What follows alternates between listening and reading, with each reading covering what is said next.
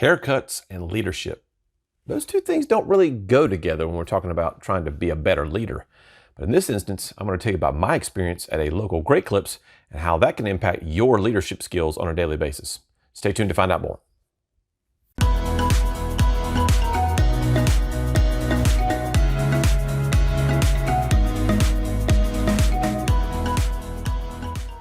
Hey everybody, Alex Swire-Clark here, emotional intelligence expert, author, and award-winning speaker. And in this video today, we're going to talk about leadership skills from the standpoint of how we react and how we respond to different situations. So I was at my local Great Clips. My daughter was at a tutoring session after school. And so in between that time when she was doing her tutoring session, I was going to get my hair cut. So I went down to the Great Clips side and I used my app to log in and check in early. So it said I had about a 25-minute wait or whatever.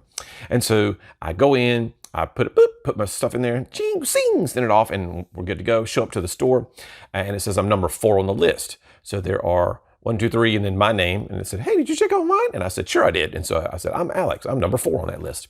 And so they said, good, we got you checked in. So, so I did that.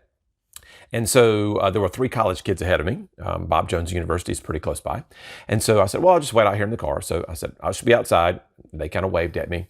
And then I went back out to the car and sat down, was doing some emails and doing some work and that kind of thing, trying to multitask. And then it said my approximate wait time is 4 minutes, 5 minutes, whatever it said on the app, because that's what they normally do in terms of giving you kind of a countdown. So when it was about 5 minutes, I decided to put my mask on and go back inside. And I noticed that there was another person sitting in a chair getting their hair cut that was not one of those 3 college kids. Because when I'd gone in to check in, there was like 2 guys and a girl who were all together.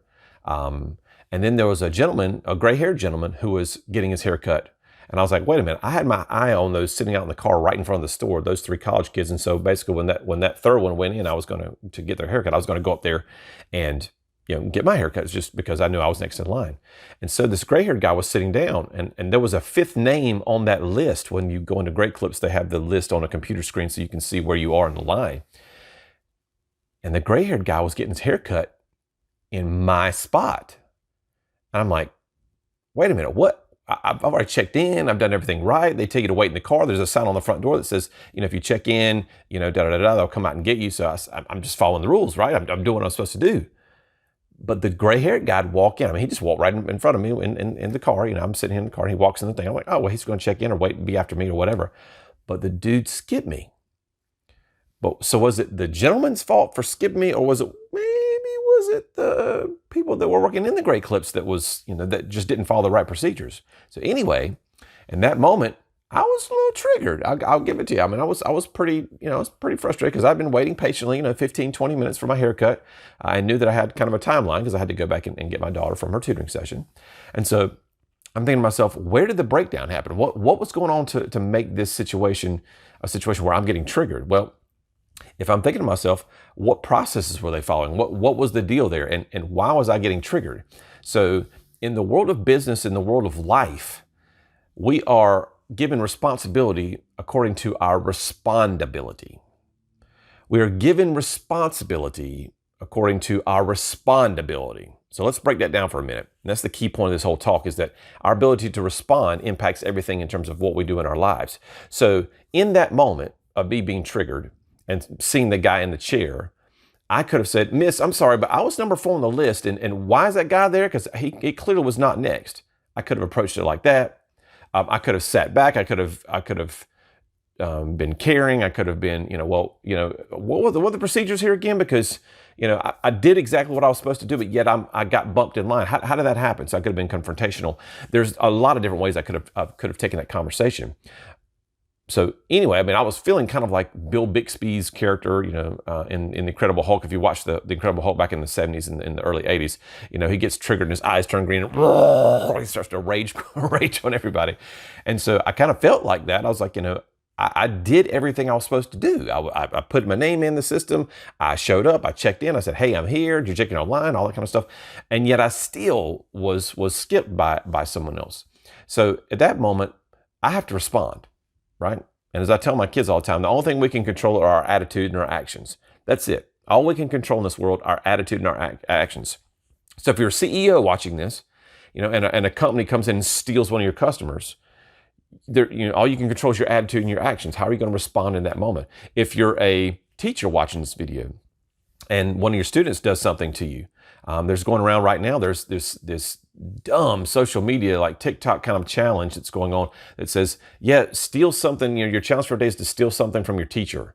I'm like, come on, people, seriously, are we as a society that bad where we're stealing from teachers who are already under a lot of stress and pressure and everything else? That's a story for another day. So again, all we can control is our ability to respond and the attitudes that we have in terms of our normal daily life. So in that situation, I could have responded in a number of different ways that I already discussed.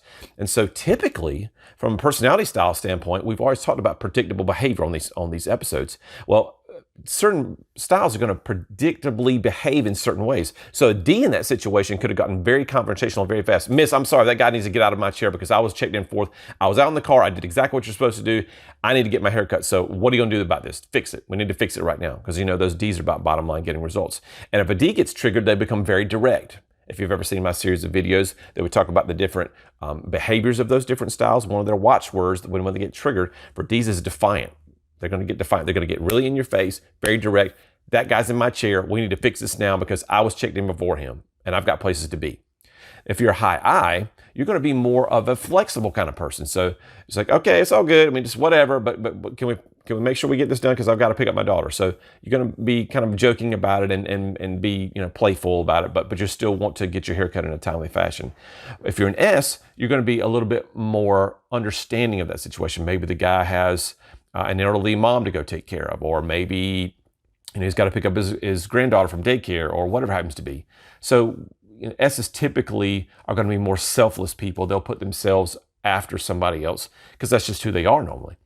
And then you've got your C's who are all about the procedure. And so they're going to be very cold in those moments when they're triggered. So they're going to go straight to the facts. I did exactly what you're supposed to do. Why is the guy in my chair? Why did you not call me in? I was sitting here in the car. I told you I was going to be outside. I mean, I was sitting here in the front the whole time. I did everything right. This isn't fair. And those C's are all about being correct and about being fair. I followed the procedure. I did exactly what I was supposed to do. Why did I get this outcome? Why? Those C's always ask that question, why? And so in the business world, in industry, in the classroom, in higher education, if you're working as a custodian, if you're working as a chemical engineer, it really doesn't matter. Again, our ability to rise in our organization, our ability to maintain our employment is based upon our ability to respond.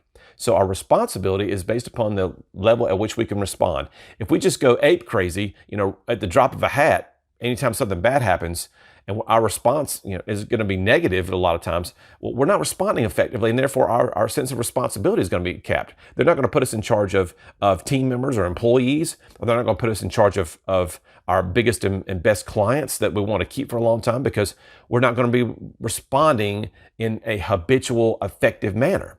And so that limits us. So what I would suggest to you as a takeaway from this video is let's make sure that our ability to respond is in place. Let's think before we act in those situations. D's and I's, I'm one of you. I'm an I out there. We got to control a little bit. We got to think before we respond. And C's and S's, yes, you guys are great about thinking and responding, but you do need to respond.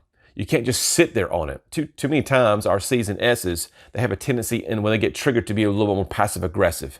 So they end up in situations where they don't want to respond. They just kind of stew on it for days and days and days and days and days, and then they explode.